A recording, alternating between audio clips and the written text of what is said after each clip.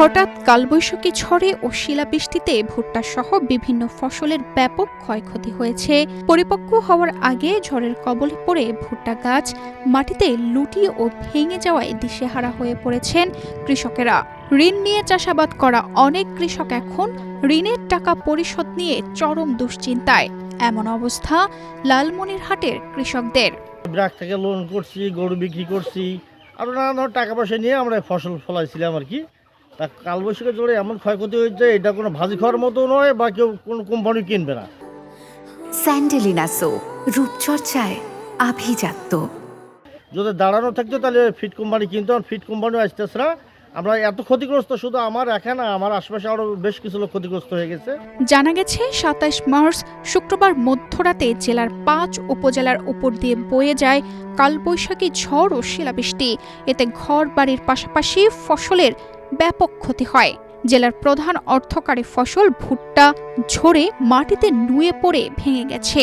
শিলার আঘাতে অনেক জমির পাতা ছিঁড়ে নষ্ট হয়ে গেছে। ভুট্টা কেটে নেওয়া ছাড়া কোনো উপায় আছে না। এগুলো কেটে নিয়ে গরুকে খাওয়াইতে হবে, কারণ এর লাভ তো পোষানো সম্ভব নয়। পরবর্তী এটাতে আমরা ই লাগার চেষ্টা করতেছি, বাকিটা আল্লাহ ভরসা। মোটামুটি আমার প্রায় ৫০,০০০ টাকা ক্ষতি হয়ে গেছে। অন্যদিকে তিস্তা তীরবর্তী এলাকায় গম, পেঁয়াজ, রসুন ও বাদাম চাষেও ব্যাপক ক্ষয়ক্ষতি হয়েছে। হঠাৎ এই দুর্যোগে হতাশ হয়ে পড়েছেন কৃষকরা।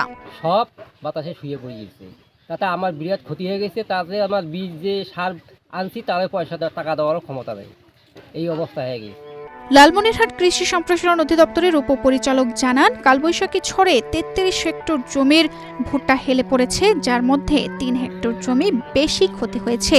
এতে প্রায় ১৭,৬২,০০০ টাকার ক্ষয়ক্ষতি হয়েছে এবং ৫৮০ জন কৃষক ক্ষতিগ্রস্ত হয়েছেন। যে সাম্প্রতিক যে আমাদের ঝড়ো বাতাস, সেটা হলো যে ভুট্টা হলো আমাদের ৩৩ হেক্টর জমি এটা হেলে গিয়েছিল।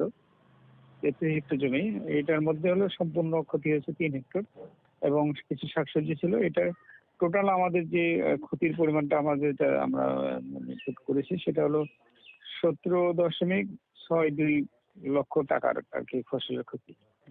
এবং এখানে আমাদের ক্ষতিগ্রস্ত কৃষকের সংখ্যা হলো ৫৮০ জন।